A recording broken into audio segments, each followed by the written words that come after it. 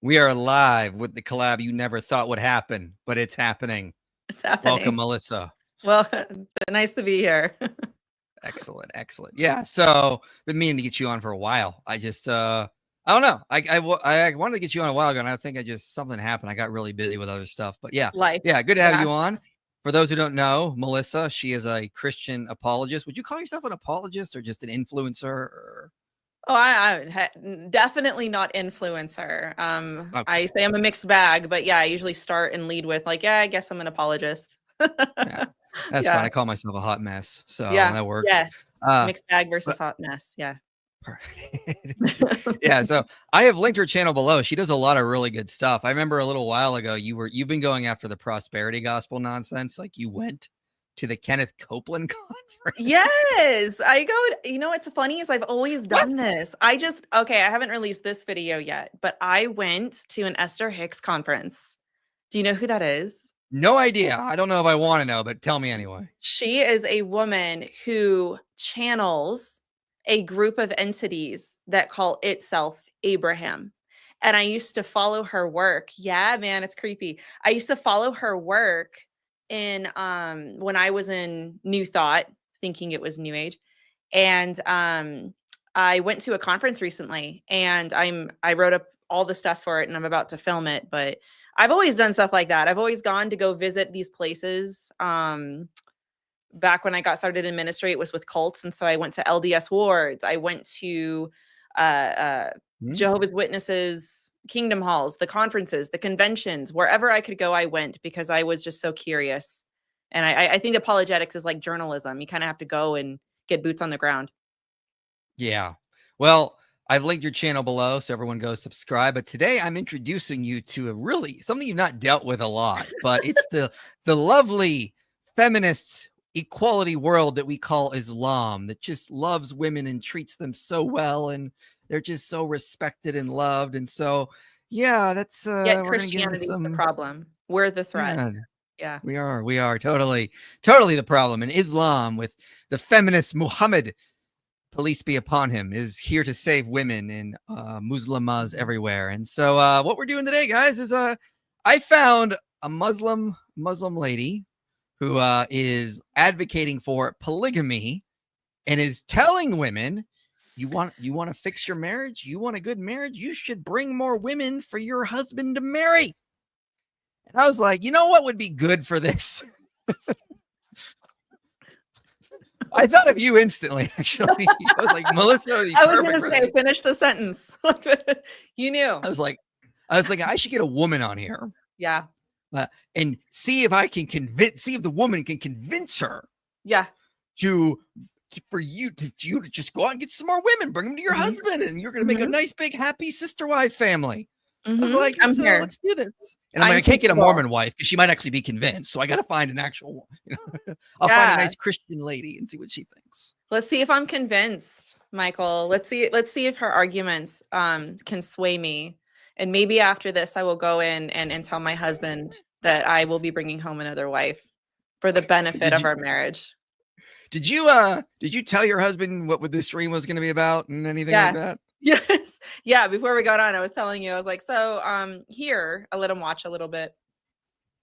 And I was like, so what would you say? Like, if I was convinced by this, basically, like, what would you say to this? And he's like, why do I need two of you? And I was like, I don't know how to take this. Like, is this a compliment? But no, to him, it was a burden. Like, it seems like it's a burden because you can only give of yourself. Yeah. Like, so much. And that's the way a partnership is. It's not like having kids. It's not like having kids. I mean, you're talking about taking up another partner that has all these emotional needs. And then we'll get into it. We'll get into it. Because I've only listened to a little bit of her argument and I'm like, woman, lady, ma'am, you are missing the point here. You have to shove down a lot of your stuff in order to believe this. Yeah, and it's what I've said is that actually Islam and polygamy degrades both men and women, because it degrades women by thinking that they are somehow second-class citizens. Like, we never see Muslim families be like, that woman needs some additional husbands. No, it's always the man. He's got special rights. It benefits the men. It benefits the men. In Islam, the men are on top, then it's house cats, and then women, and the dhimmis below there. That's The how dirt.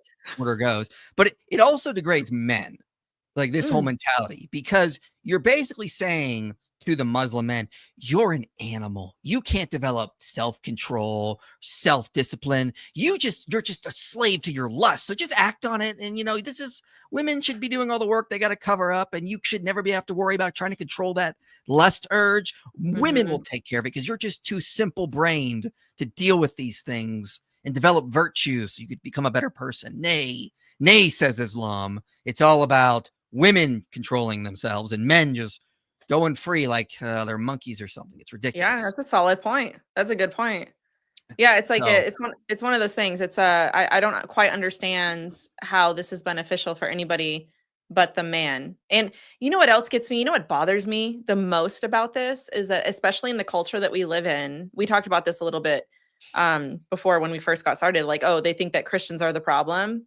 Like we're the ones that are making an issue with like the purity culture and all this stuff or whatever, but they won't look at Islam and the teachings of Islam and how horrible it is actually for the culture. Like everything that everybody's complaining about has more to do with Islam as far as oppression and the rights of women and all these things. And nobody's going to look at them though, because they don't want to be Islamophobic. And so it bothers me. It's a double standard. It is. And when you start to look, because we're going to look at some of the Muslim sources later, and you're going to learn some pretty awful things about what they think about women. But let's get into this lovely video. For those who remember, she probably looks familiar. I had to basically I got in a big fight with Muslims because I attacked one of her videos, and I brought studies showing that polygamy is harmful to women, and some of the Muslim men got kind of angry and tried to fight with me on it, and it just blew up in their faces because I ended up the men using. Oh, of course. How dare you say we just cannot have all the women we want, and how dare you? Like, we don't care. Like, utter nonsense. But so that's I decided to revisit this topic again because I hate myself. So, all right, let's get into this. Bring your husband more women. A lot of women believe that if I bring my husband another wife, it's the end of my marriage. But it's far from it. In fact, it'll make your marriage stronger and it'll make you happier. All right, Melissa, did you hear that? If you bring more women to your husband, it's going to make you happier seeing him sleep with other women. I don't see what the problem is there. Have you considered that? I have not considered that, Michael. I'm so open-minded and teachable right now. I'm ready to hear why I'm wrong. Powerful. Alhamdulillah. Powerful. Let's get into this. All right, perfect. Number one, you start with emotional support. The more wives he has, the more girlfriends you have. So they're your friends and his friends too. So you get this emotional support. You get someone to talk to about your marriage that understands because they share a husband with you. And they can be your best friends, inshallah. All right. So, Melissa, do you not have any friends? I got a good idea for you. Like, if you want more friends, listen, just bring more women for your husband to sleep with, and then you can be friends, because that's how that works, right? No conflict of interest there. No conflict of interest at all. Let's play the movie forward for a second. Let's just say if I went up to my husband and I brought home, like another woman, like I'm telling him, I'm like, this is good for my emotional health. This is good for your emotional health. One of the best things I can have is bringing in a friend. The issue with that, I mean, obviously, if you can't share, if you have to share a man, what else do you have to share? Okay, this is the thing that I'm thinking of, is that if I have no space, I have nothing that's where are you gonna sleep? Who's gonna share him? What about the emotional needs of the woman? Like, what if my needs aren't being met? Like, it's not just about friendship. Like, you're talking about an unholy alliance here with this female that's trying to steal your man, but he's not stolen. You're sharing him. It's a strange thing. Psychologically speaking, that's damaging. There's no rivalry between women fighting over men. I mean, I don't know what when has that happened ever in the history of humankind? Never. Never. No, listen. I don't know if you have any other ways to make friends, though. Like, apparently the only way to make friends, according to this lovely lady here, is that you need to bring more sister wives for your husband there, and then you get friends. And That's how you do it. And boom, now you have emotional support from the women sleeping with your husband. I don't see a problem. Yeah. So, No affairs here. No affairs here. We're just bringing No. in more friends. no, Yeah. I would love to, like, so in Islam, you can have up to 4 wives. I would just love to see the guy who looks at six eyes, so 3 pairs of eyes, and he's like, one more, I one more, especially a younger one. I know this is going to screw up the bunk bed rotation system here, but Yeah. I got to have at least another wife. So sorry, ladies. Oh, That's awesome. That's funny. all right. Well, obviously that's not her best argument. Let's get into No. some better arguments that maybe she'll convince you. Yeah, A lot of maybe. men cheat on their wives. They have girlfriends, they have mistresses throughout the entirety of these 30, 40-year marriages. But And then the wives have to deal with heartbreak and trust issues and all of that divorce and pain. It's like you already know the man is not monogamous. He's polygynous. That's just his nature. He's always gonna want more women. So why put yourself through the pain of being like, I'm the only one, and then trying to fight him, what do they say, tooth and nail, trying to keep him just for yourself? Build it. So okay, Melissa, all right, okay. I have a question here, okay? You want to stop your husband from cheating on you, so why don't you bring him more women to cheat on you with, and then he won't cheat on you with other women because he'll be cheating on you with those women, and then you don't have to worry about him cheating. Change the goalpost. You know what this reminds me of? Okay, do you remember back in high school? Because, okay, apply this to any other thing except marriage. If your husband is promiscuous and he cheats on you a lot, well, then it's not actually cheating if you're okay with it. If you're okay with it. If you're, ma'am, let me tell you why your husband cheating on you is a good thing. You need to bring that woman home. You need to bring her into your house, and you guys need to share a space. Now, apply that logic to anything else. Do you remember back in like high school when you would have that one friend who their parents were just cool, right? Hey, you know what? If they're going to drink, they're going to drink anyway. They're going to drink anyway. Let's open the house. Let's make sure that they're drinking here, and that they're going to do drugs anyway. Let's just open the house, make sure that they're doing it in our home in a safe space. You know what? Yeah. I don't understand that logic at all. Obviously, we can see the flaw in that, but you're ultimately allowing a sin to take place under the guise of control. I'm not convinced. Move on, carry on with the nonsense. And again, like, this is just so degrading to men. Like, from my perspective, like what I saw looking at this woman here is like, oh, she thinks us men are so simple-minded that we're just slaves to lust. Like, we can't learn self-control. We can't learn to be better versions of ourselves, which is what Christianity is about. You come into Christianity, you learn to be more Christ-like. We talk about it in the New Testament. You die to yourself. You die to your fleshly desires, and you take on the desires of the spirit. Islam, it's like the opposite. It's like, no, you just give in to your carnal desires and the lusts of the flesh, because men, you can't ever control them. So just give in to them. Ladies will do all the hard work for you. They'll have to give up their exclusivity to their loved one, their spouse. They'll have to share, because men are just simple-minded, dumb people, and they have to just. I have a question about this. So what is, okay, well, first 2 questions. Number 1, what is it in Islam that allows the men to have multiple wives? What is the theological and spiritual connection to that? Like, why is that something they have to do or need to do? They don't have one.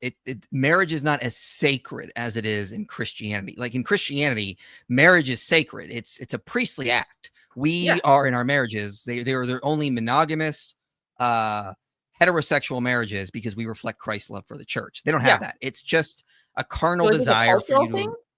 Very cultural, yeah. And it goes back to like the early, the first Muslims. So Muhammad was basically pillaging and raiding and raping his way across Arabia, doing what Muslims do in that time, I guess.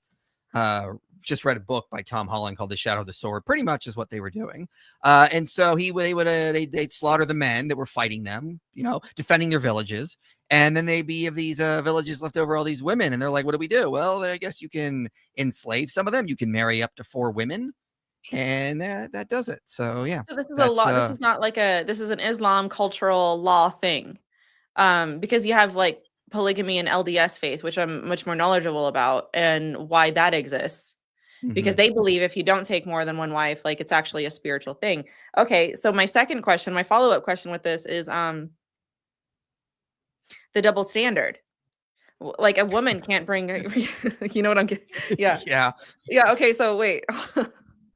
Hold on. The man can have multiple wives, but why can't a woman have multiple husbands? Because that's what Allah said. Duh. Okay, but hold on. If Allah said it, that's what I mean, though. It's like, if it is it a Muslim thing? It's a cultural thing. But is this in the Hadith, or is this in like the Quran somewhere?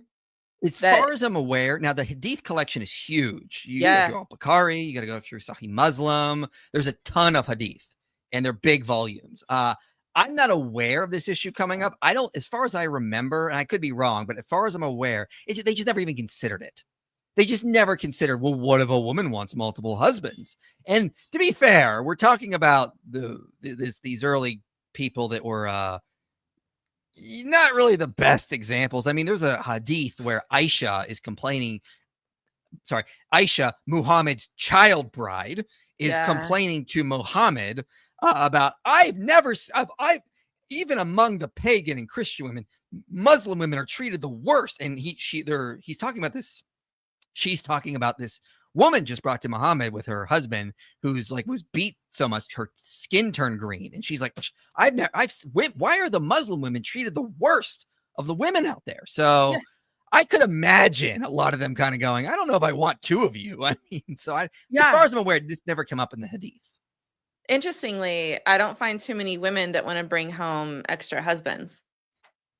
You know what I mean? Like for any sort of like other means.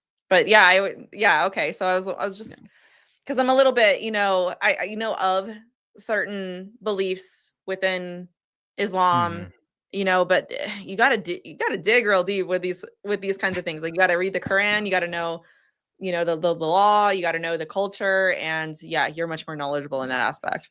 Yeah, Ellie's in the chat. She says it's in the Quran. We'll talk about orphan girls. So thank you for that. Where is it specifically? Because I can pull it up and we can look at it. So just give me the surah and the verse, and I will pull that up. But let's get to some super chats here because they're piling up, and then we will jump back into the video here.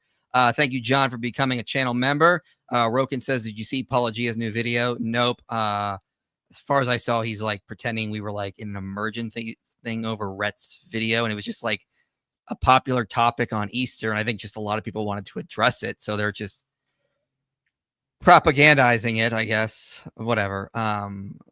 West says Happy Lies was the most informative, eye-opening books I've read in a while. I can't recommend it enough. Thanks. Thank you. I lost my mind writing that book. Excellent. Yeah. Shroud of Turin, real or fake? I have no opinion on it. I am unconvinced, but I am open.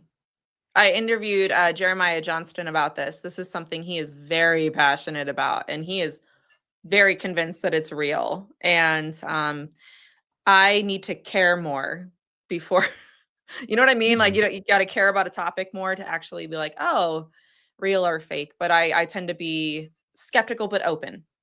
Shout out to 2UCS Bible study group from Australia. Why is it not practical in today's church? Practice. Why isn't polygamy? I guess. Is Mel coming to Australia too? No, she's not. Yeah. I'm coming though next week. I'll be in Brisbane next week for anyone who's interested. I just put a post on my. Far away. Yeah, I heard you don't like flying too. Oh wow, look at you. Yeah, no, actually, it's grown on me. I only travel to the Southwest at this point. Not long flights. I don't like them. Well, this is going to be like a 15-hour flight to Australia. So no, thank you, sir.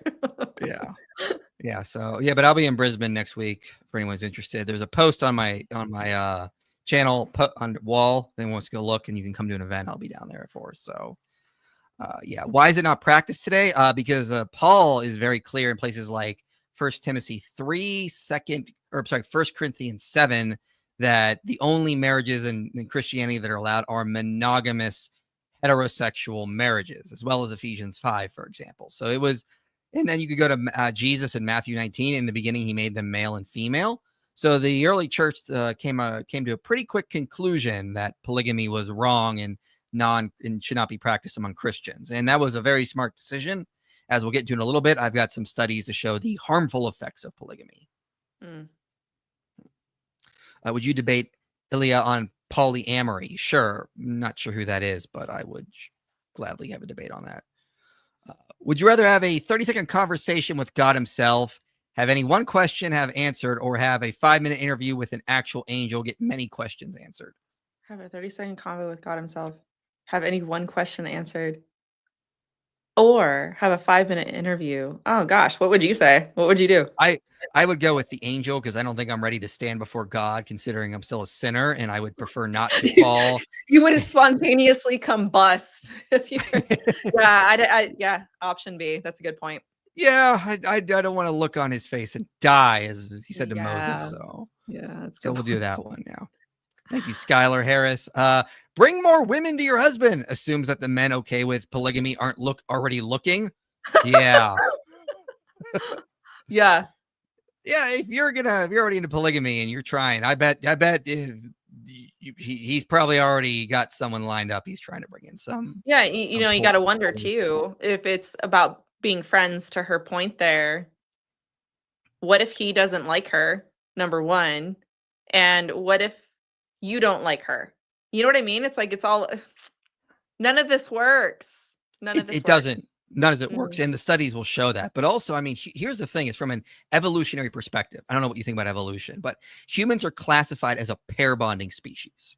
Now, we don't mate for life, but we are a pair bonding species, in that we break off in pairs.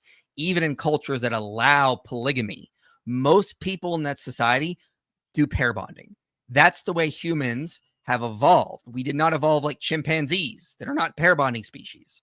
We are a pair bonding species and have been for millions upon millions of years, according to the theory of evolution.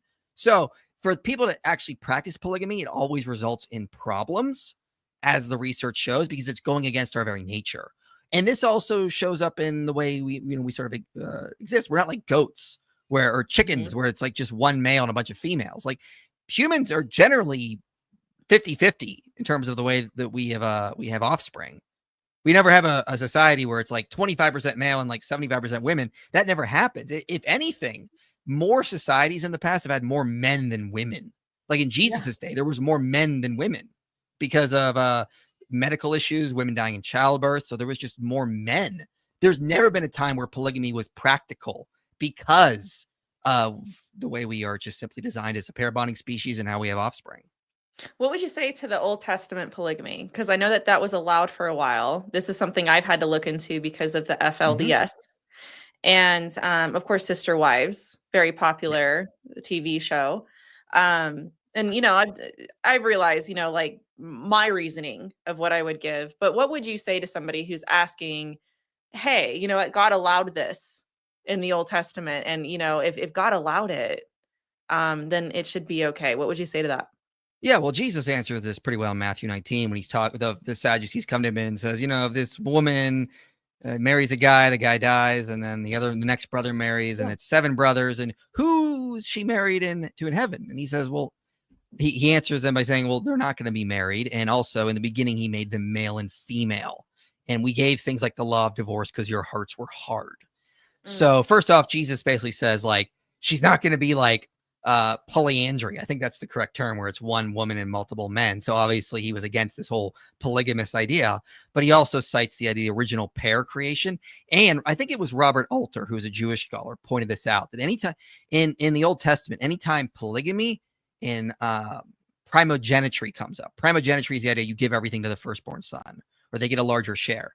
Anytime those two things come up in the Old Testament, it's always portrayed in a negative light. Something bad happens. Look at how Jacob's 2 wives fight, their children fight.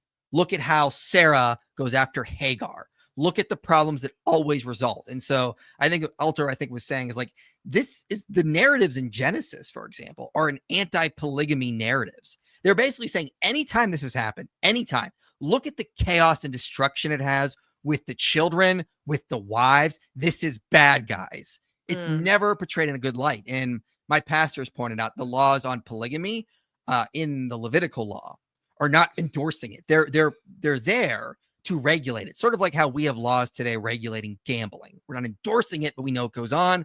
How do we deal with it? Yeah. They're not there to ever benefit the men in the Levitical law. They're there to benefit the offspring and the wives. They're trying to like curb it or make it so that it's not going to actually harm as many people as it is. So it's never endorsed by God. It's allowed.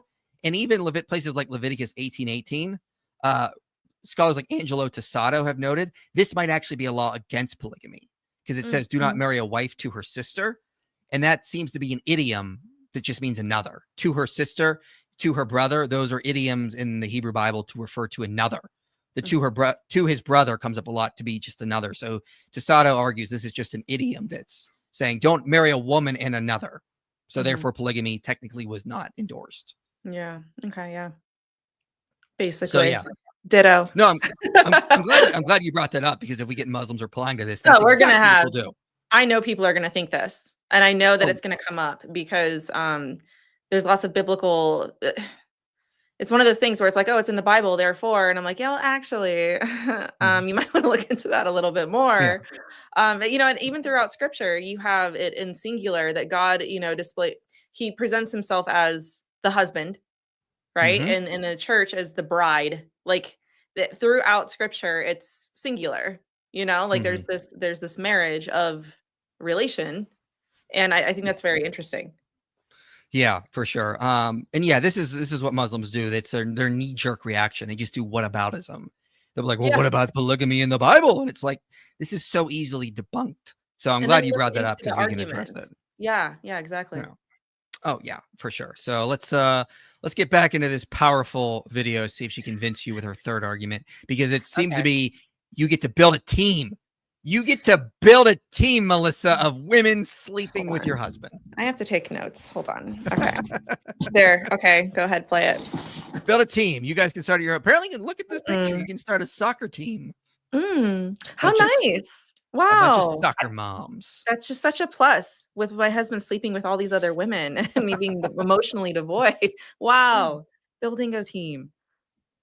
The team. Okay. Bring wife number 2. Bring wife number 3. Bring wife number 4. He's not going to have time to even cheat or look at anyone else if he has all these wives behind him. Yeah, Melissa, he's not going to have time to cheat on you. But he's already cheating. No, he's not going to have time to cheat on you if he's cheating on you. Okay?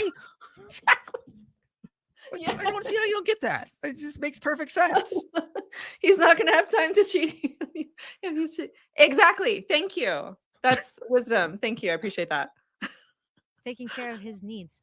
Don't tell me that there hasn't been times when you're like, ugh, intimacy again. There's 2 ways how this will be better. The first is your husband will have more practice because there's more women that he's with, and it'll make him just a better lover in general. He'll learn. Yeah, Melissa.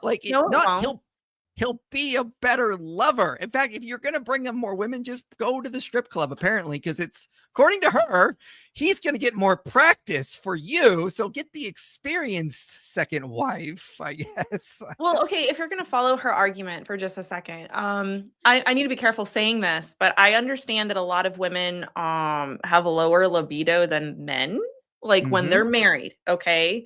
Like we would rather have food. Okay. I'm just saying sometimes we would just, all right. But the point is that whenever you have that intimacy together, oh my God, it's better for the relationship. Okay. But hold on. I lost my train of thought even bringing it up.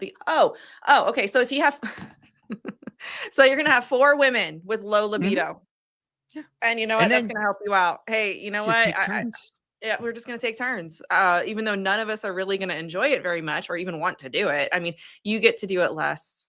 That's good. That will be better for your whole relationship. That is so no, it's the opposite because it's not better for your relationship at all. It's confusing for the women. The women are going to be attached to the man because that's how it is. It's like you're forming this bond. It's a spiritual bond with this man, and now you have to share that bond with other women. Yeah, no, this woman is, look at her, the smile on her face. I can see, I mean, she's just trying to make it seem like this is just the best commercial in the world for cheating. And this is why it's good for you. This is why you're going to be okay. It's not. And again, from a male perspective, like what she's saying is like, you need more wives for your husband so that, you know, when you have a low libido, he can go sleep with another wife. And it's like, or I have this, I don't know, crazy idea. The men can learn self-control and learn it's not always about them, that they're not the center of the universe, that maybe, you know, you should learn to control your desires and not let them control you. So maybe that's a way for God. Maybe the reason God did this was to teach you certain virtues and develop them so that you can learn self-control and realize the universe doesn't revolve around you. But what this woman is setting up is that no. Women, you are just like these second-class citizens. You revolve around the desires of the men and their lusts, and that's all that matters. Dude, nail on the head. That is really good perspective. You're exactly right. I agree. Thank you. Appreciate that. Yeah. Learn what's good, what's not. And then you get to reap the rewards. Number 2. Yeah, I love the argument. Like, hey, could you imagine your husband coming to you going, hey, let's do this tonight? And you're like, I don't want to. Oh, well, the second wife did it. Like, yeah, like exactly. Yeah, like that can be a guilt trip. That can actually be something that can be used against you, no matter what. That's a whole thing. That's a whole different thing. And like her logic is like the second wife can teach your husband things, and then you'll have more fun in bed. Which it's like, but you're gonna keep comparing yourself to each other. Like, this is horrible. Exactly. Yes, exactly. 2, you don't have to do it all yourself. He has a high libido. You don't have to worry about him watching porn or stepping out on your marriage because you know his other wives are also taking care of him.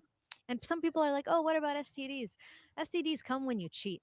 They don't come when you get married. Because the 2 people are 2 different people. The person you marry and the person you cheat with are not the same type of person. It's okay. It's okay if you're married. It's okay if you're married. Whoever you're cheating on your wife with, as long as you marry them, it's fine. Yeah. That's what I'm hearing. And also, if you're marrying a man who wants to sleep with multiple women, what's going to stop him to do it even more? Exactly. Yeah. I mean, like we just have been watching this Mohammed hijab debacle because he got a secret second wife and was keeping that private. And he apparently he said secret second wives in Islam are totally halal. We can have them. And that's all blown up in his face because the secret second wife came public and was like, you were treating me like, you were treating me horribly, that I'm going to expose you. So yeah, that all happened. And if you're marrying a guy that wants multiple women, what's going to stop him from going out and doing temporary marriages, which was sometimes allowed in Islam? Yeah. Wait, so this is like the person that you just named, is this somebody that's like online? I'm not familiar with this world. Oh man, Mohammed hijab. Yeah, he's one of the biggest like Muslim apologists out there. Maybe I've seen him because you've covered a lot of stuff that I watch, but I don't like, you know what I mean? Okay, so maybe I've seen his face. Yeah, and so he did a video like a year ago, like, can Muslim men get secret second wives? And we did a stream, David Wood and Apostate Prophet and I, and we were all like, yeah, he got a second secret wife, like it's obvious. And then sure enough, this year, this poor woman, Aisha, came out and says, yeah, Mohammed hijab, I was his hotel wife.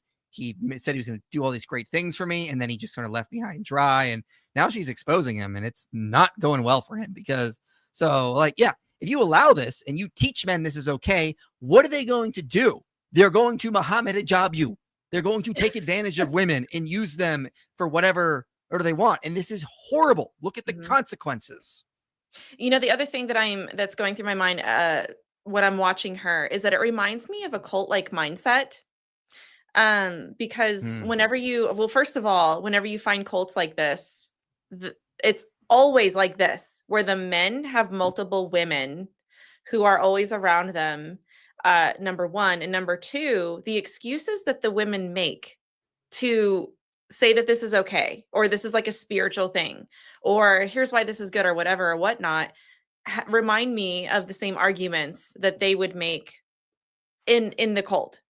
And it has a lot to do with the power of the control. You're not able to think for yourself. There's emotional control, there's thought control, behavior control, and of course information. Like there's only certain things that you can look at and see and watch if your husband approves or if the cult leader approves or whatever. She reminds me of a cult member. She is talking like a cult member. Absolutely. You're absolutely correct on there. And again, a lot of this stuff is enabled by Islam. So this might be a good Yeah. time to get into some of my slides here and Yeah. take you, Melissa, through some of these Muslim sources, which you're going to, Teach when you me. hear these, oh man, I'm so happy I get to be the one to introduce you to many of the Islamic sources on women. So Surah 2, Tell me how gross I 223. am. Oh, Tell me you, how disgusting I am. oh, sister, you don't know the half of it. Your wives are your farmland. You may now I love the way it translates it, because that's not really what it says. So approach them consensually as you please. And that, if you can see the brackets there, consensually is not in the Arabic. They added that to make it sound nicer. This it is really in the Quran, says, right? The Quran this is in what the- you okay. It's in the Quran, yeah. It's second surah of the Quran, longest one, I believe. And it says, your wives are your farmland. And basically what it says in the Arabic, and what I've seen in some of the tafsirs, is you may plow them as you please. That's not right. That's not right. No. That's not And right. notice it never says anything about consensual. She's got to be in, she's got to Yeah. agree to it. They add that in there, and then they try to justify it by taking other hadiths to I don't think it works, and we'll see why here in a minute. So here's Surah 4:3. This is the one Ellie was talking about earlier. It says, if you fear you might fail to give orphan women their due rights, if you were to marry them, then marry other women of your choice, 2, 3, or 4. But if you are afraid you will fail to maintain justice, then content yourself with one or those bond women in your possession. And this way you are less likely to commit injustice. Now, bond women is referring to slaves. It's saying, listen, if you can have 1 or 4 wives, or you can use the slave women you have. And they added a footnote here to try to talk about how good Islam is, but I noticed something in the footnote here. It never says it has to be consensual.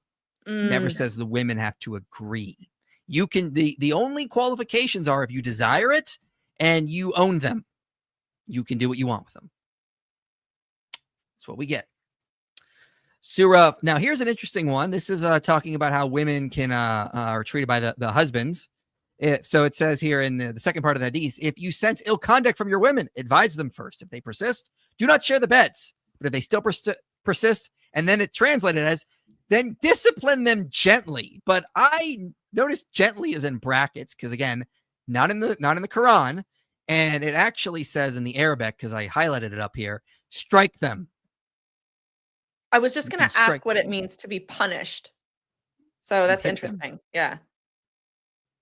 Now they'll go to some hadiths and they'll say you hit them gently, like you. But I mean, like, first of all, like my first question is, what if a husband is running around with like 5 secret wives? Exactly. Is the woman allowed to discipline the husband by striking him gently? No, that never comes up.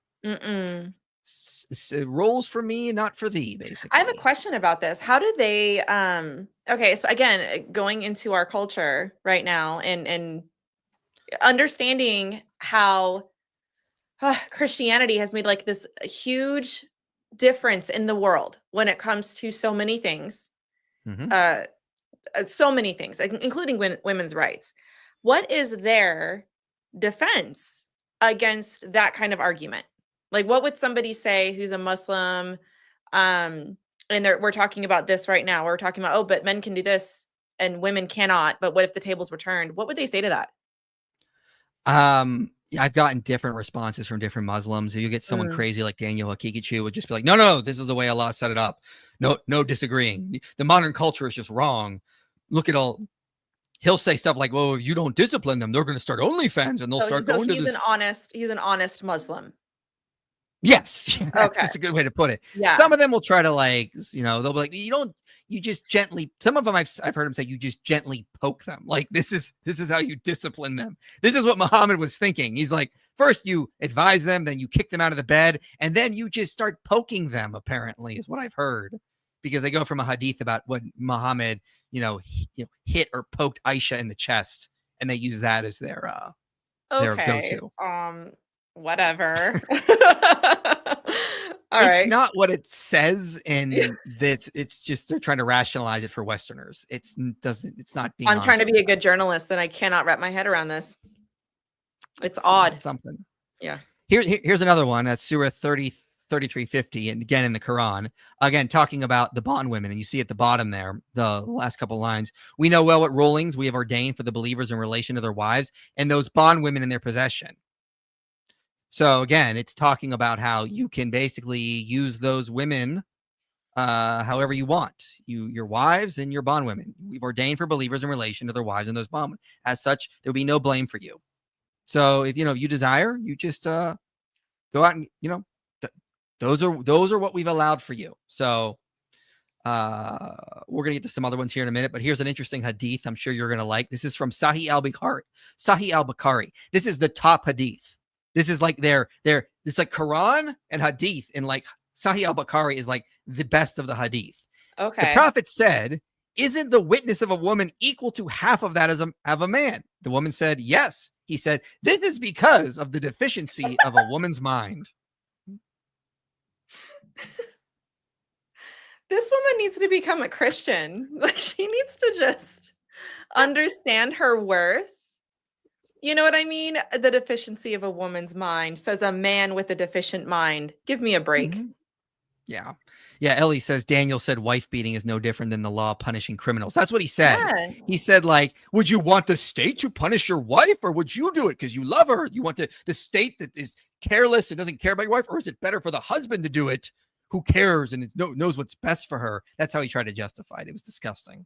Yeah, man, they make abuse a religion. It reminds me of my dad's a retired police officer, and you hear a lot of stories, right? And it reminds me of the toxic relationships, But now you're having it where, again, the cult-like mindset. That's what it reminds me of, for sure.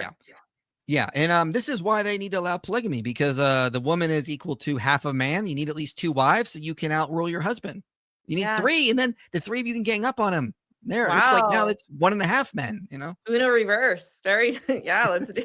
That's a good point. Now, this is a very, very important verse in the Quran for several reasons in the Hadith, but it says, "Forbidden are married women." So you can't sleep with other married women except female captives in your possession.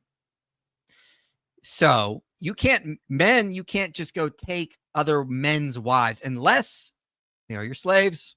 Then you can. And the reason why is the hadith says this Quran verse was revealed after a battle, and they captured some of the women who had husbands among the idolaters. Some of the men disliked that. So Allah Most High revealed, in women already married, except those whom your right hand possesses, in other words, slaves, you can then basically force them to marry you or do whatever you want because they're your possessions. Nothing in this so far about making sure the women agree to it. Yeah. Notice this is what men will say. This is what Muslim men will say. It's like, well, no, when they attacked the village, the women wanted to marry the Muslims who just slaughtered their kinsfolk and their husbands and their brothers. And so, the men went to Muhammad and said, these women, are just clawing to get all over us. And so can we marry them? That's what happened, guys. Yeah, sure. Nothing about that. Yeah, likely story.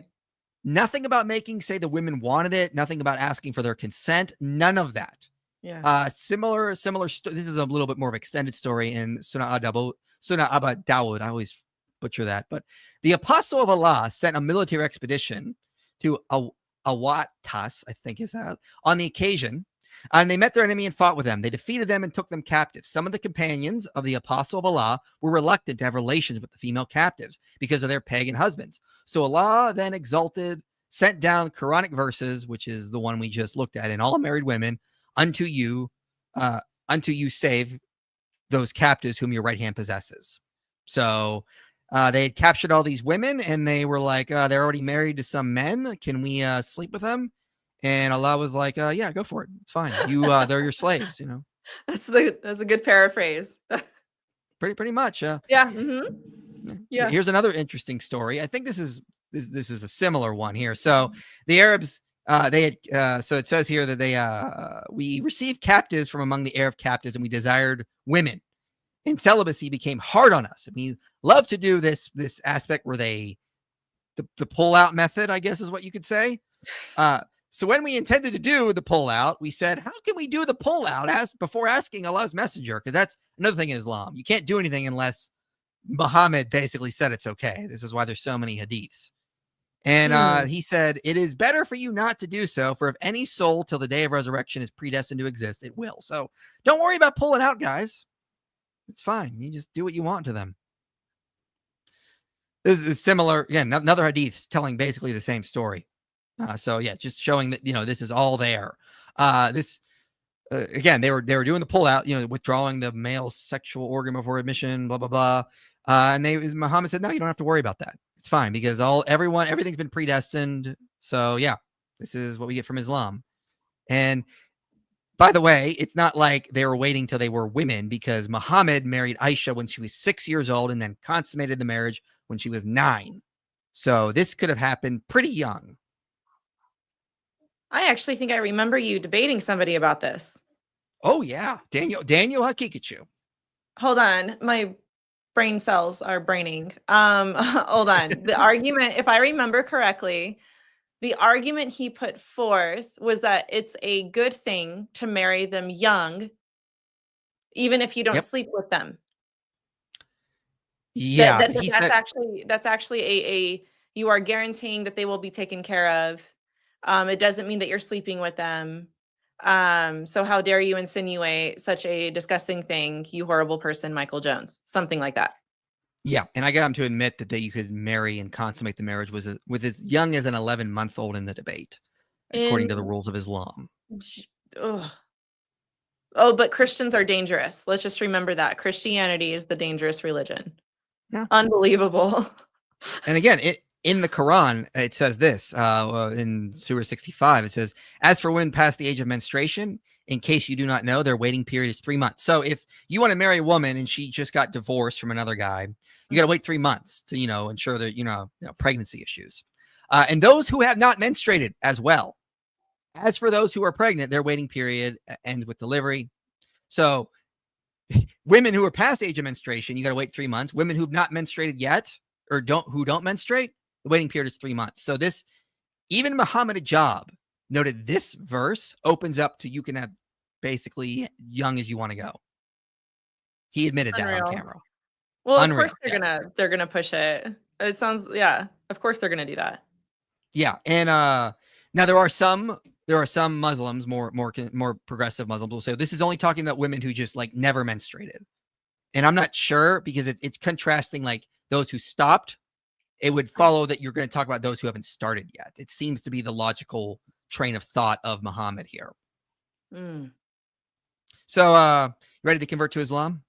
No, I'm definitely. What? I'm ready to convert this woman to a Christian, though. I don't understand. I gave you also these lovely verses about women and their own sources. I'm so happy to be below dirt. I'm pleased to know that my worth is that of a rock. You know what I mean? Yeah. That I am just a piece of property. Sign me up.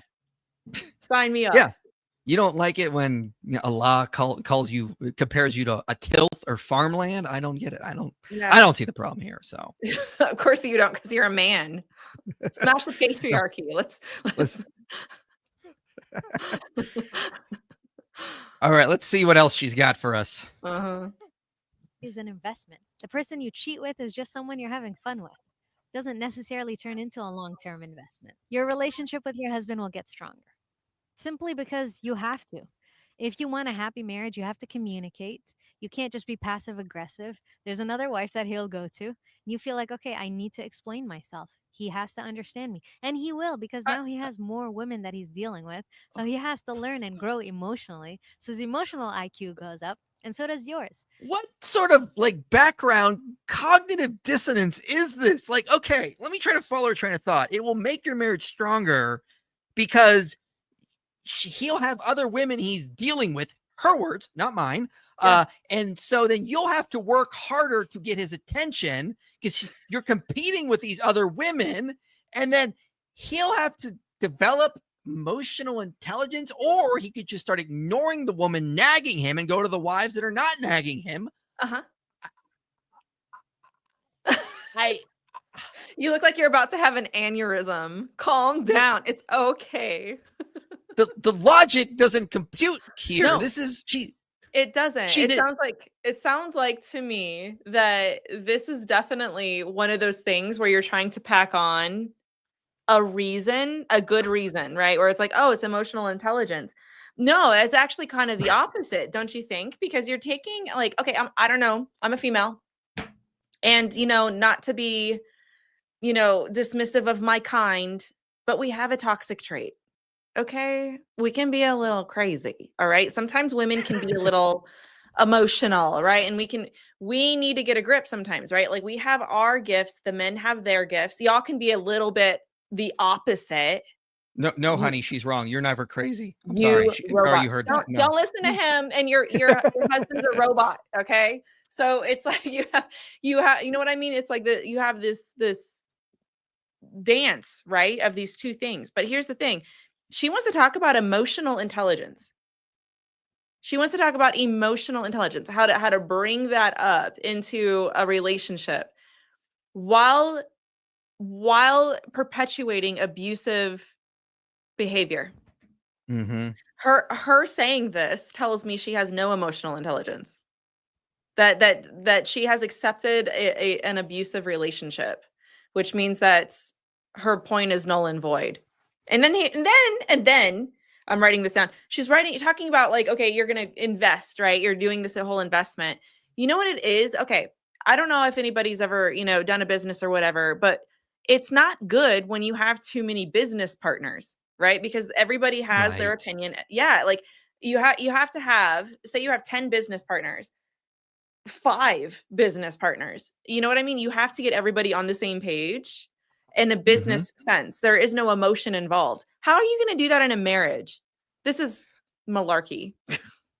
Well, I mean, it's like the cognitive dissonance. She's admitting you Yes. have to compete with other women for your husband's attention in emotional connections now. Like, how is this going to strengthen anything? It's going to make it harder for you.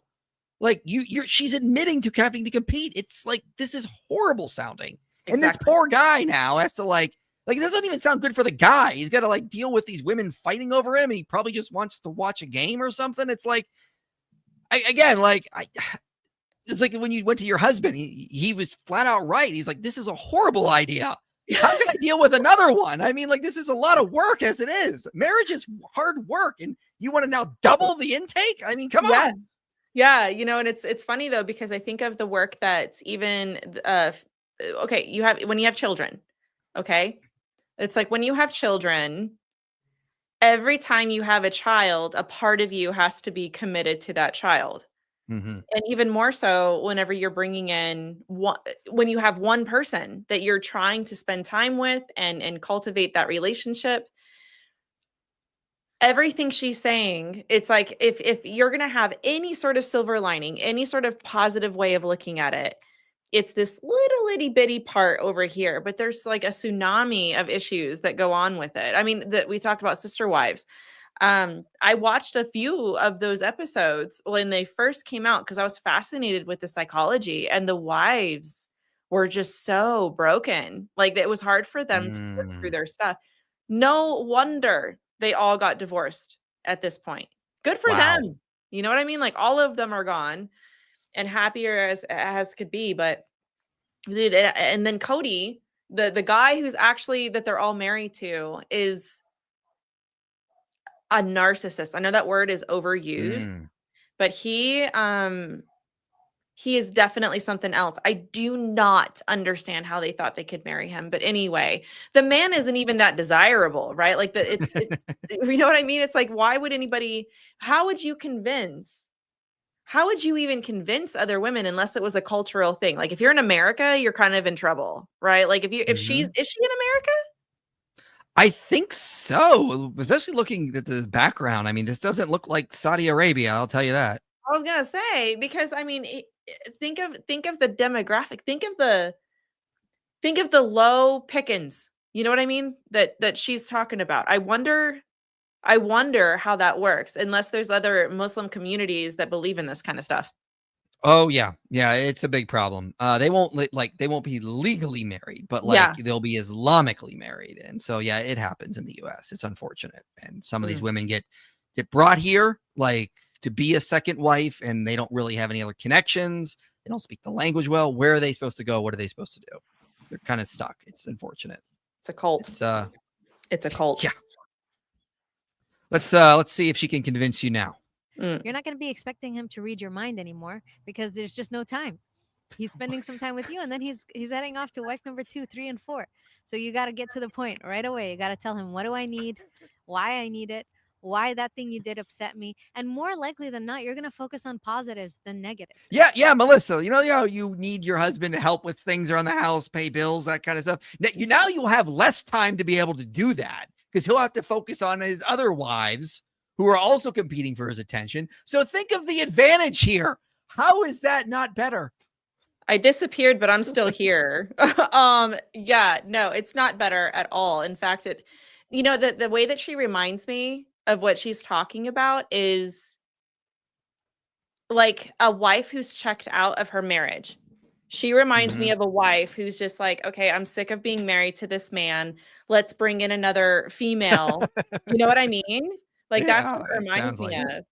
Oh, yeah. Sorry. Hold on. My camera is not connected anymore. Hold on real quick. Let me fix this. No worries. We still hear you. I will play another section here while go ahead. You fix that. Yeah.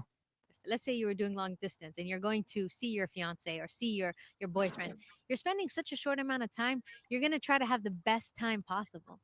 And that same thing applies to when your husband has multiple wives. Because the time you have with him is limited, you're going to make the best of it. You're not going to waste it on stupid little things. Whereas wives that are with their husbands all the time and it's the only husband, sometimes the only conversations they have are the bills or nagging or negativity or you didn't take out the trash or the chores or the kids.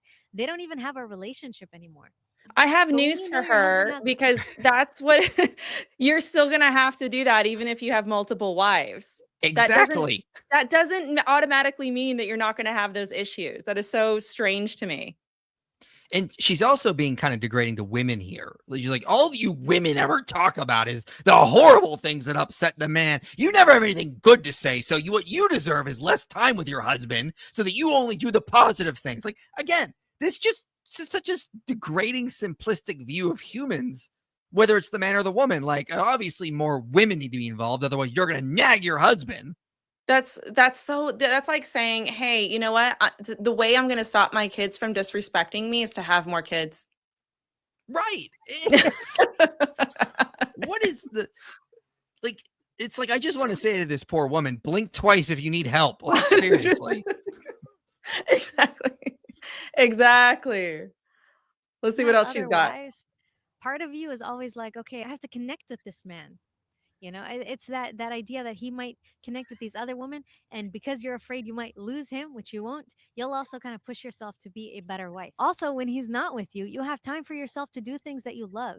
Your husband fell in love with you as a person. And you as a person is all the activities that you love to do.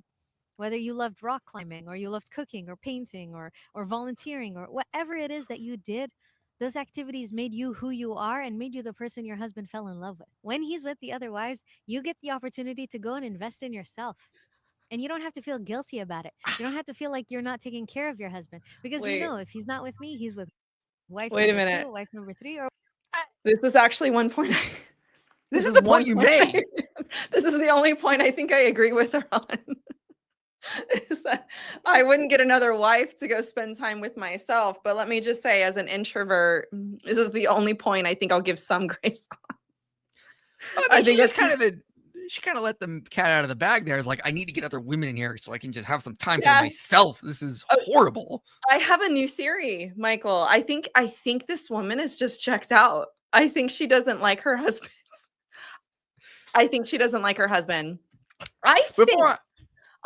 Hold on, my brains are braining again. Hold on, my brain cells. I think that this is like the solution for women who aren't happy in their marriage. If you are abysmally depressed in your marriage and you don't like your husband, hold on, I'm on to something. If you don't like your husband and you can't get a divorce because your religion doesn't let it, or maybe he has money but you want to do whatever you want to do. This is a marriage of convenience, actually, if you're not happy in your marriage. Plot twist, maybe she's just miserable and this works for her. You know, she's like, I used to go rock climbing and do all these fun things, and I married this loser who doesn't want to do anything fun. Let's just get some other women here. She has low libido anyway. Like the women are doing her a favor.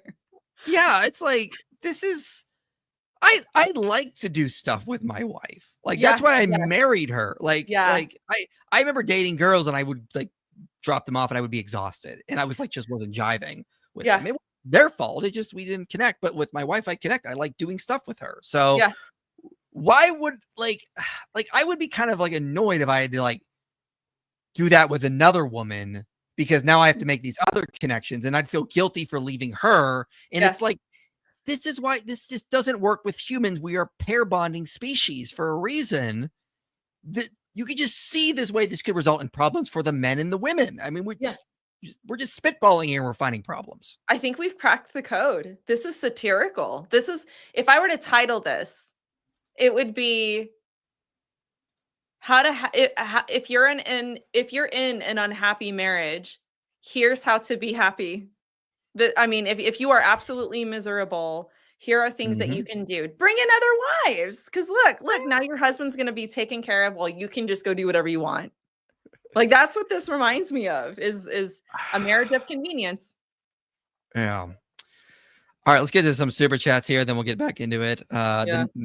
Micah says the number of people defending this in the chat are crazy. Yeah, the polygamy advocates get a little annoyed and they're a little insecure when you start pointing out how horrible polygamy is. So they come around. Like, I've seen it happen before with like Mike Winger, for example. It's kind of funny. Melissa, have you looked into the Santo Daime cult religion? I have a family member in it and it's wild. I've never even heard of that before. Hold on, let me write this down. I love looking at cults. I have weird hobbies. I should go tell my husband to get another wife. You should do I should do what? What were you saying? You should do the video on the new Mahdi, the guy that's coming out claiming I'm the Mahdi. I'm the successor of Jesus and the successor of Simon Peter. Oh, I've heard of this guy. Yeah, so Cultish did something on him, and he's got his own cult. He's doing orgies and everything. We already looked it up. You know, we found an article on him. He's got the orgies going. He's in the cult, you know. Did I not just say that is like wash, rinse, repeat? Did I not just say? You know what? No, actually, this is a satire idea that I have, is how to run a cult, like how to make a cult. That's one of them. Is if you're a cult leader, you have to have many women underneath you, and you have to be like a sex fiend. You have to. Unbelievable. I didn't know that. Oh yeah. We found an article on him. He's a huge fiend in that area for sure. I'm shocked. Skylar asks, were believers in Zoroastrianism in ancient times saved due to believing in one God, a final judgment and sin, but lacking revelation? Why not? We don't know. So for one thing, the Zoroastrian texts only date to like the 2nd to 4th century. And even scholars of the Zoroastrian religion note that their texts updated over time to deal with Christian and Islamic missionaries. So we don't entirely know what they believed in pre-Christian times. They were probably monotheists. They probably had some similar beliefs. But ultimately, God is perfectly just, perfectly omniscient. He will know how to judge those people. We can't say either way. That's just the way it is. That's interesting. I don't know anything about the only time I've ever heard of that religion was in my seminary. Southern Evangelical Seminary is where I go. And I have to give them a nod because I would not have even known what that was if it weren't for them. So still don't know anything about the religion. I have no memory of it, but it's a monotheistic religion. They're kind of dying out thanks to Islam. But they eventually got labeled as people of the book, so they were allowed to like live as dhimmis under them. And people have noted some similar. Some have said the Magi were Zoroastrian believers, which I'm not convinced of, but some early church fathers thought they were, surprisingly. So there's some interesting stuff there. Why did dinosaurs die before original sin? Well, because they were animals. I don't see the issue here. I think I know why he's asking that. Hold on. Death before. I know. Okay. Because there's death before sin came into the world. Mm-hmm. Is that I would guess that's why he's asking. And Yeah, I would say see my Genesis 1 to 11 series. I sort of cover the whole death before the fall there. So hopefully that helps. And I covered, I know in like Genesis 1, but I also talked about Genesis 3. I covered it there as well. Polygamy is meaningless and pointless pressure. Yeah, and it's also incredibly harmful to women and children. Is there any reason to believe the miracle claims in the Gospels other than peripheral details being about them? You could look up some of the research on undesigned coincidences to support that, because some of the undesigned coincidences work for the feeding of the 5,000. But again, Paul said everything is contingent on the resurrection. If Jesus really did rise from the dead, and we have a lot of good evidence for that as of now, that gives us good reason to think he was able to do other miracles. So that's what I would say. Joseph Smith took great inspiration. Amen. Yeah.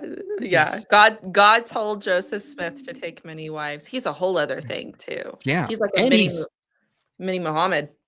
Oh, he's a better Muhammad. He took more wives than Muhammad did. I know. Take like that, Muslims. 30 something. I think it was, man, my memories. And then, oh yeah, there's so many things about Joseph Smith that I love to ask Mormons. They don't like to talk about it. I wonder why. Oh, yeah. And one was like as young as 14. Mm-hmm. Yeah. Why did our evolutionary psychology select against polygyny unlike other species? So there are multiple theories for it. For one, it actually helped with cooperation because we weren't fighting each other for mates. We broke off in pairs and we were like, this is my mate.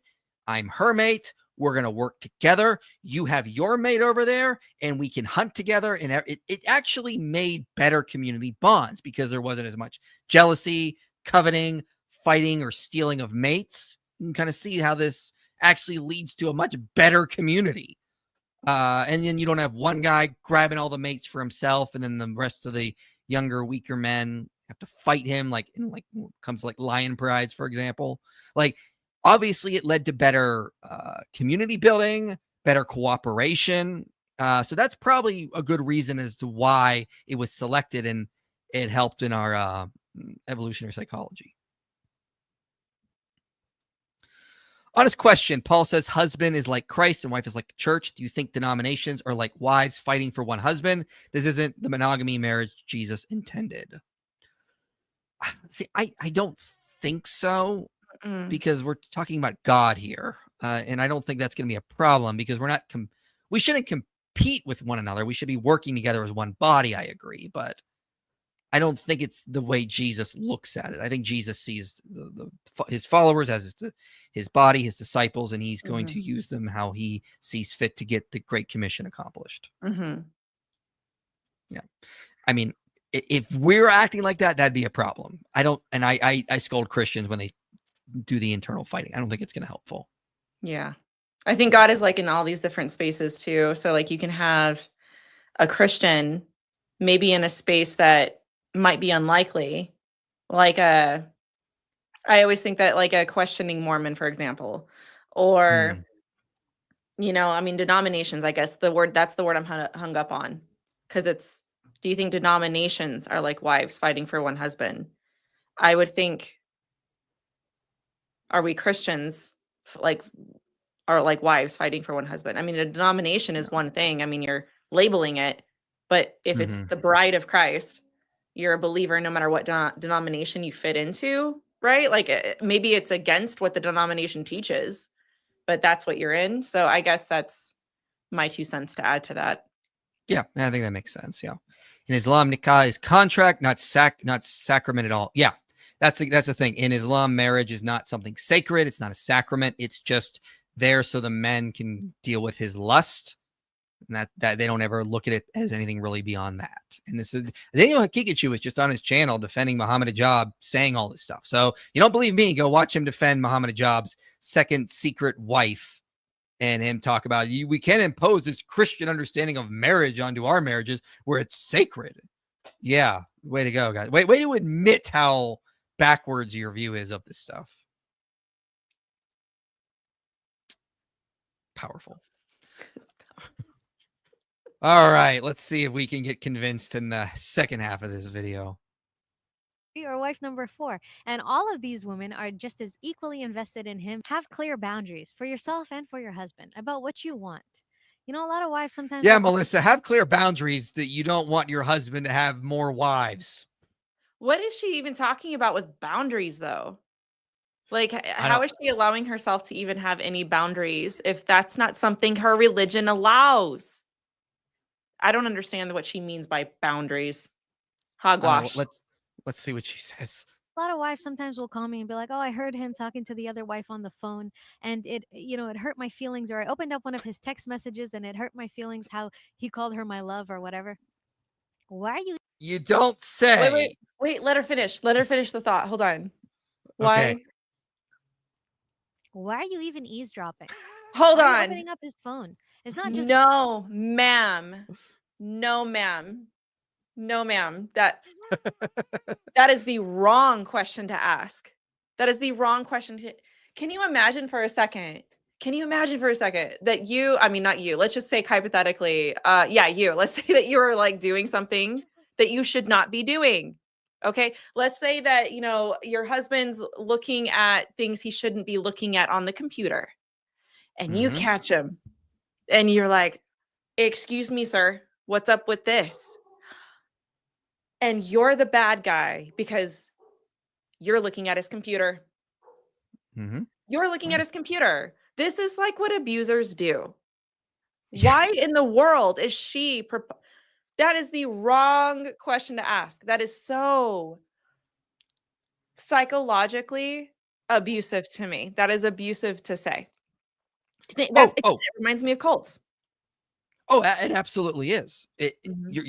You're absolutely correct. And like, what do you? She's surprised these women have messaged her, checking on their husband who's already sleeping with other women, and they're worried about I can't imagine what they're worried about. And she's admitting the problem. Women are contacting her, going, "I'm feeling jealous for my husband. I'm feeling betrayed by him having another wife," and they're reaching out to her to try to maybe cope with it. And it's just like she's telling and then you're us shut down. Yeah, she's telling us this doesn't work for these women. They're feeling jealous. She's letting the truth out accidentally. Doesn't even realize it. You're not allowing questions, and you're not allowing this space to be explored. And so you knock them back down. Why are you even doing that? Why are you even questioning? Why are you doing this? You're shamed for that. And it's like, oh, ignore the sin that he's doing. Ignore where he's going wrong. You're wrong here. It's very gaslighty, and that's abuse. Straight up. I don't if there's any women even listening to this that are in a relationship that you're gaslit, like, I know that word is overused, but I mean that you are made to look like the bad guy when you have caught your child. Say your child's done something wrong and objectively wrong, and they, instead of actually owning what they did wrong, they turn it on you like you're the bad guy. No, ma'am. No, ma'am. I'm not convinced. Yeah, it's, if you're in a marriage, there shouldn't be secrets. And apparently not in Islamic marriages. The man can have all the secrets he wants from his 4 wives. Not just boundaries about what he has to do. It's boundaries for yourself and for your well-being. You know, a lot of wives micromanage their husbands. And this, I'm talking about monogamous marriages, where they need to know, where's the husband going? What's he doing? Who's he talking to? When you are a co-wife, you just stop doing all that. Because the truth is, you have to trust your husband. Truth is, you have to let go of the She literally just said women are contacting me and because they're checking up on their husbands and they're upset they're seeing text messages to the second wife. So she's just like, she just refuted herself 20 seconds ago. Yeah. And she's talking about boundaries. The irony is very obvious. Like, the cognitive dissonance is this is the worst case of it I've ever seen. I agree completely. Remember, Michael, we have cracked the code. She's already checked out. This is all great news for her. She's checked out. I'm convinced. She's beyond checked out. of the control. It's how it makes you a better person. You have to stop going down the rabbit holes of jealousy and snooping and, being like, oh, I'm just investigating and looking for something that'll hurt you. There's some women, it's like sadistic. They want to find something. They go through their husband's phone looking for something so that they can cause drama because that's the only type of relationship they've ever known. That is so Because that's manipulative. That is And so I got manipulative. and I got news for her. There is no reason to think having multiple sister wives somehow stops that behavior. It seems like it would increase it because now this snooby wife in her hypothetical is going to be even more worried about what's going on when he's talking to the other wife. Like, how is this going to help? Exactly. Exactly. The cause of the problem is you know what I mean? Like she's causing the problem and then is giving advice for the problem that's causing it by giving more cause to the problem. That makes sense. because that's the type of content they watch. They just watch TV shows that are full of drama and cheating and betrayal and heartbreak, or people that are always playing the victim. Better pay attention to your mindset, because when you're in these type of marriages, you have to have a stronger mindset. You have to elevate as a woman. You have to understand your value, and you will. When you go through these marriages, it makes Yeah, you have to understand your value What? as a second or third wife. You're a third or a fourth of your husband's love. That's your value, ladies. Remember that. Not This all of woman- it. You get a third of it. She'd make a great Christian. I'm just saying. This is awful. Like she's talking about knowing your value and your worth. It reminds me of somebody like again, like an abusive marriage. Your husband is having all these different wives because you're not enough and you need to know your value and worth. The cognitive dissonance, that's the best way to put it. 100%. Yeah, I can't believe she even said that after everything else she said. Like, you don't have value in these kinds of marriage. You're just there to serve your husband's lusts that he's not supposed to control. Like, that's your value. That's it. Exactly. makes you such a better woman. Compared to the general woman, you're more aware of what a man is and what a man needs. You're more aware of your own needs. You're a better communicator. You're a better lover. You're more attentive. You understand time. You don't waste it. It just overall elevates you. And I'm not even talking about the man. It makes the woman a better woman. Like, I've made a video about how it makes the man a better man. You can go to my YouTube and check it out. But a lot of women are like, oh, I have to do it all. I want the job, I want the kids, I want the house, I want the man, and I have 24 hours and I can do everything. And then she burns out and she wonders why she's exhausted and depressed and her body doesn't feel good. It's because you're trying to do it all and you don't have to. You don't. Okay. No, okay, yeah. Go ahead. You go. Go. I'm going to pull up some studies Okay. because she said this makes you a better woman. I'm a general woman. You're a general woman with zero sister wives. So, like, yeah. It All probably right. explains why I'm mentally healthy. This is a systematic review and a meta-analysis. So a meta-analysis pulls all, it's not a study. It pulls all the studies on a topic to give you the overall results of what is going on. And I've got two here. So this one, the psychological impact of polygamous marriages on women and children was found to be relatively higher than monogamous marriages. Awareness of proper practice of polygamy should be strengthened so that its adverse effects can be minimized. So they note that polygamous families have distinct household problems, usually stemming from jealousy between co-wives over the husband's affections and resources. In addition to studies documenting polygamy's detrimental effects on wives' health, researchers have identified polygamy as a risk factor for adverse child health outcomes. Wow.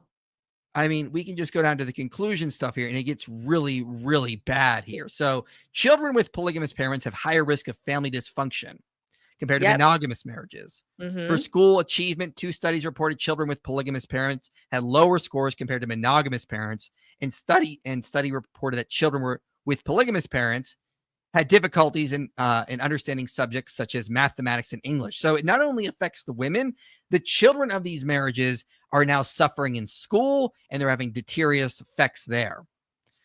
When it comes to women, among women, depression was found to be significantly different between polygamous and monogamous marriages. Women and children in polygamous marriages have higher scores of somatization, obsessive compulsive, interpersonal sensitivity, anxiety, hostility, phobia, paranoia, psychoticism, and GSI compared to monogamous marriages.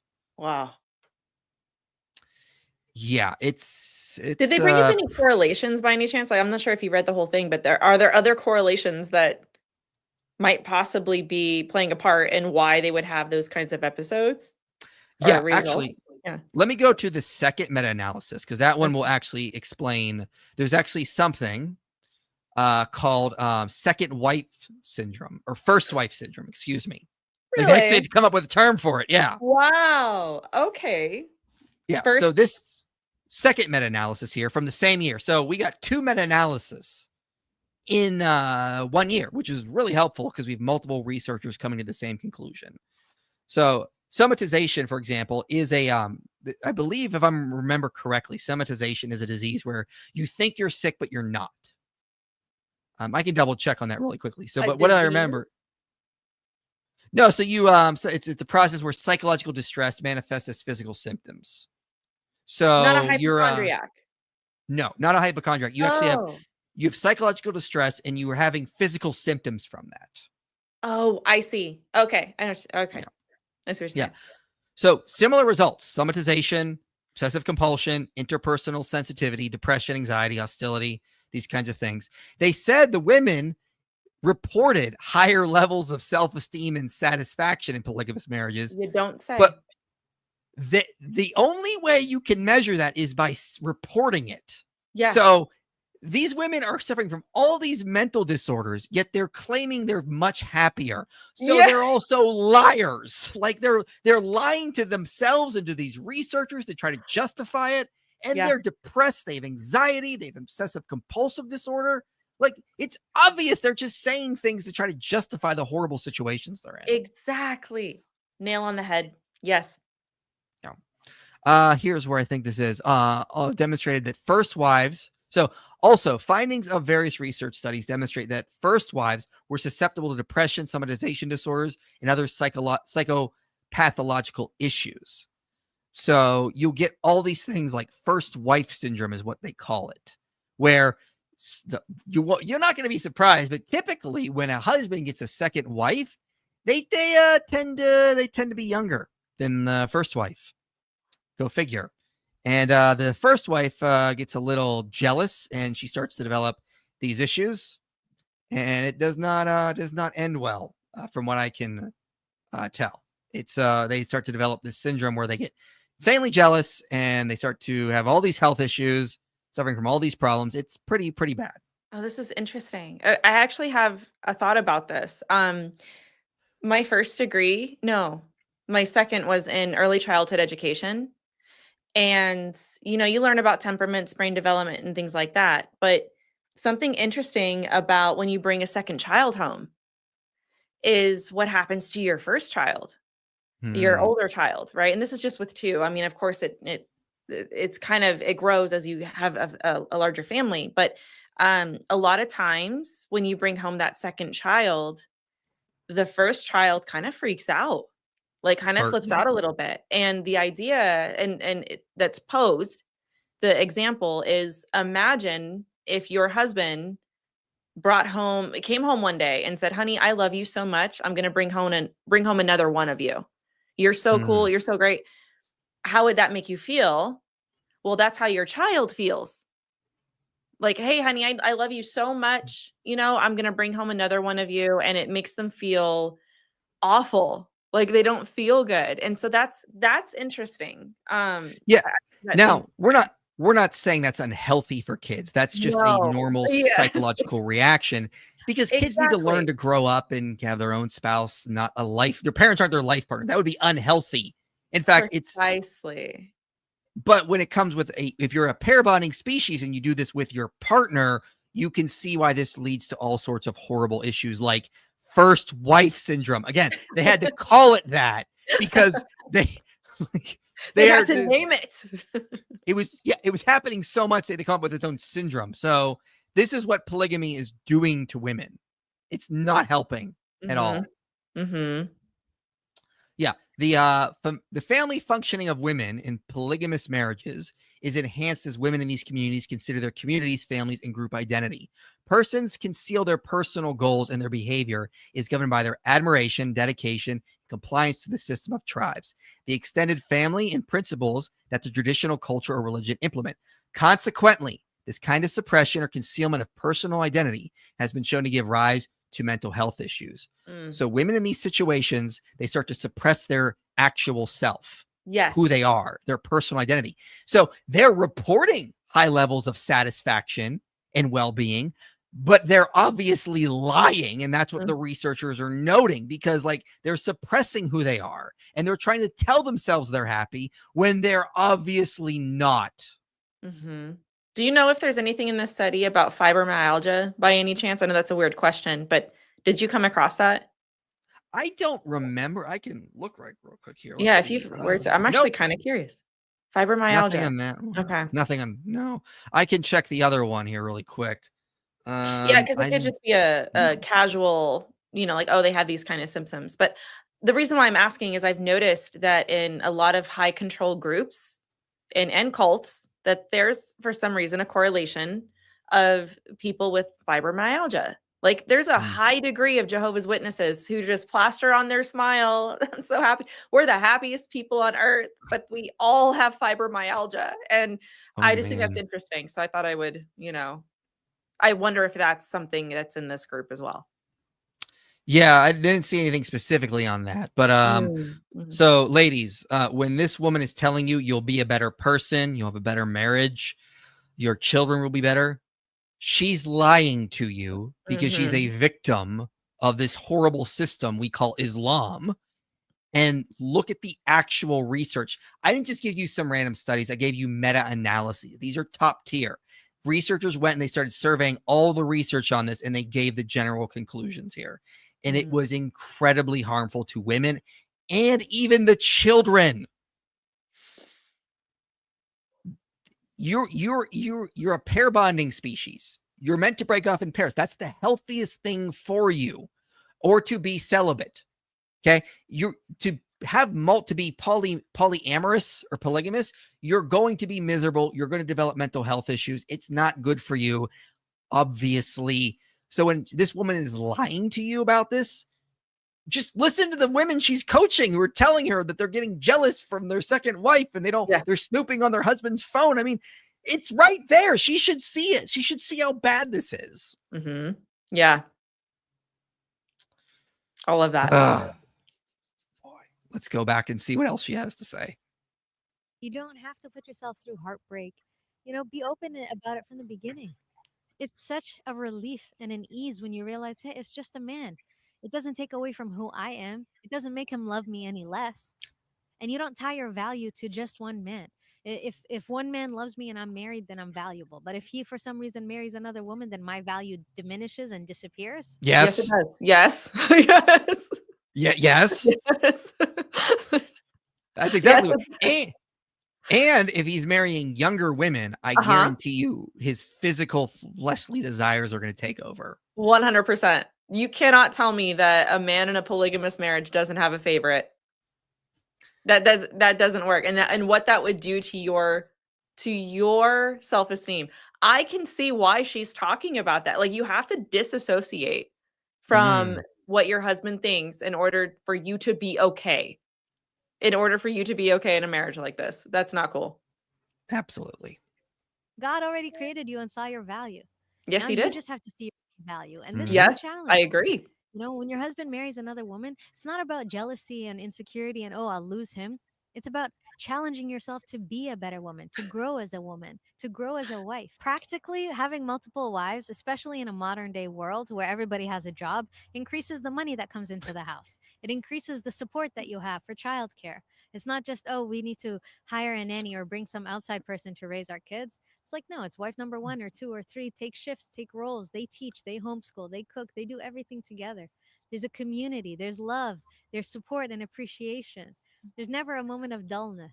Yeah, Melissa, why would you not be when you're working when your husband's sleeping with the other wives, you can be out working a job for them or cooking or cleaning for them. I mean, like, what sounds so bad about this? You know what? It's so funny. That's the practical thing. Okay. That is a very practical thing to this abuse setup that she's got going on here. Cult leaders do this, by the way. This is actually, hey guys, you know what? We have a community here. All these women, we're all part of the same thing.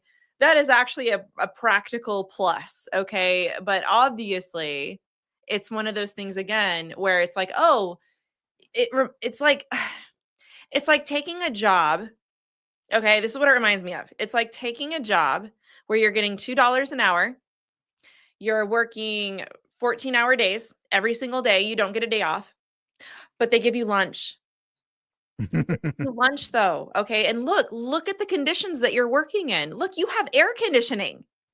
How could you complain? You have look at the clean air. Yeah, there's rats in the corner, but you know what? At least you have a bathroom. Okay, you have a bathroom over there in the corner.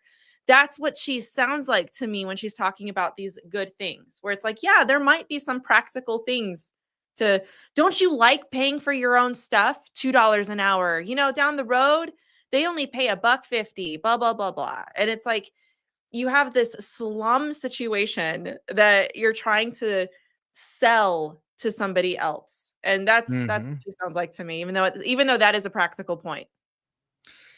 Yeah, it's a practical point, but you also have more mouths to feed now. Like when you bring another person into the household, that's more people to feed. That's more clothes to buy.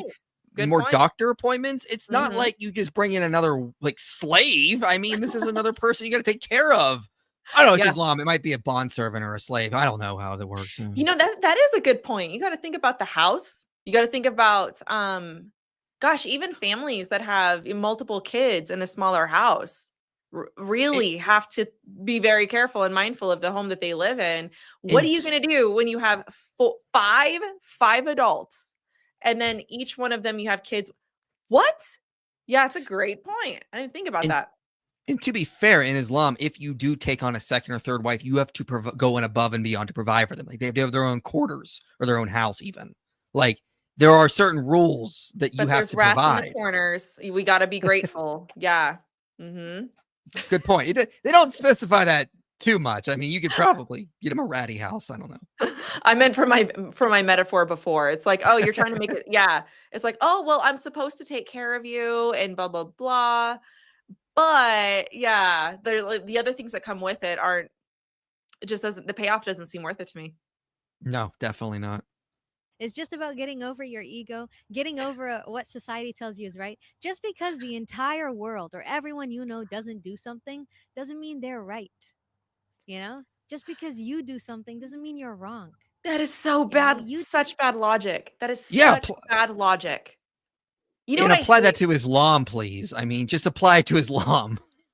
Apply it to anything. Here's the thing. It's okay. That there's a really popular photo that goes around of the guy who's not giving the Nazi salute.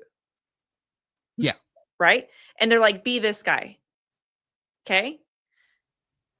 Now, at the time, people probably would have looked at that and thought, oh, he's like not following the crowd, right? And then, okay, so compare that with another popular meme who is one person standing in front of this massive crowd, and that one person is looking at the crowd saying, yes, you're all wrong. Here's what I don't like about that second meme is that that guy has to be morally, objectively aligned with reality. He has to be objectively right. So it doesn't matter if everybody's doing it as long as it's the right thing to do, right? Like it doesn't, in other words, people think that they're just standing up against the world if everybody's doing it, but they're not. That means they're right. And I hate that logic. That is just the worst logic. It has to, if it's objectively right, no matter what you're doing, then that's what you do. Yeah. Yeah. It's just bad logic. You get from the cognitive dissonance going on here. You decide what's good and what's bad for you, what's good for you. You decide what's right and what's wrong. No, man, you don't. Muhammad decides what's good and bad for you, what's right and wrong for you. You have to submit to all the decisions of Muhammad.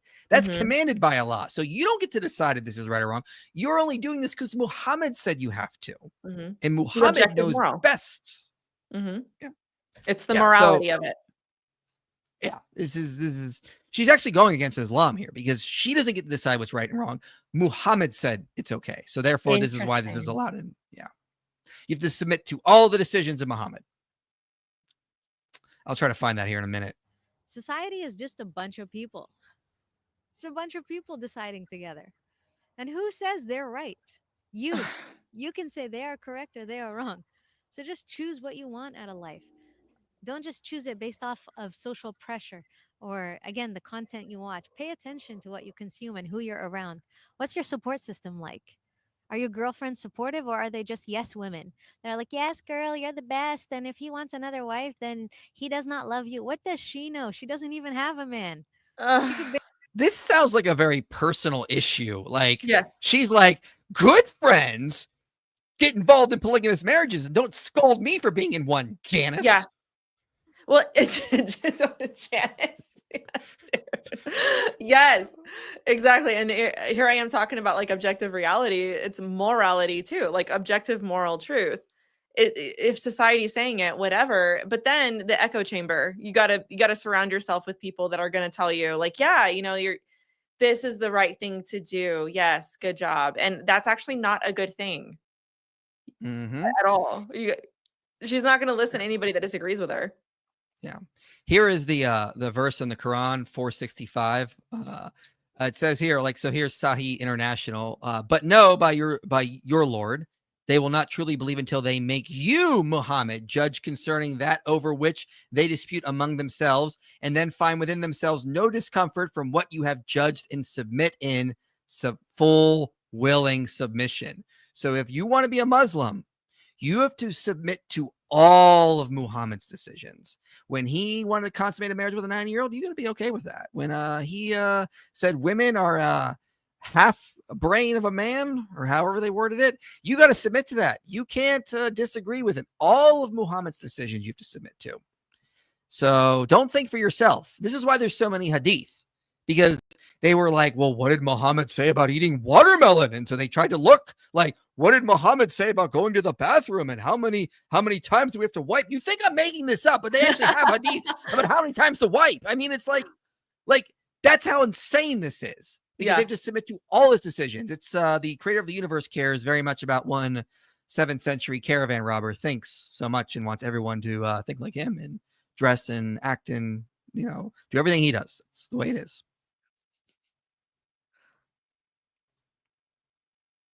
So you ready to take your shahada?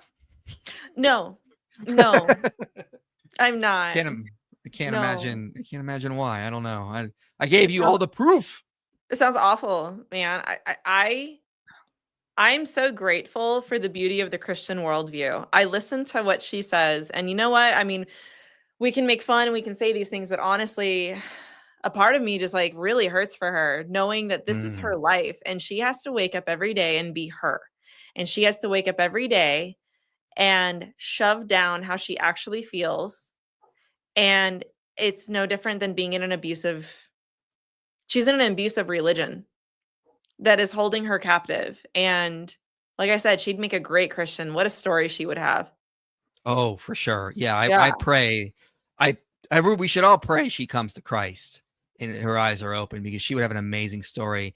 And I would not be surprised if she's suffering from some of these mental issues like this study brings up. I mean, like, just the way the things are coming across. I mean, like, red flags are going up left 100%. And right with the cognitive dissonance. And it's like, holy crap, ladies and gentlemen, this is so bad. So yeah, it's, man, it's almost like I don't even know if this is correct. I might be not saying this correctly, like Stockholm syndrome, maybe, but it's like where you're in an abusive situation and you can't get out of it. So what do? You try to make the best of it.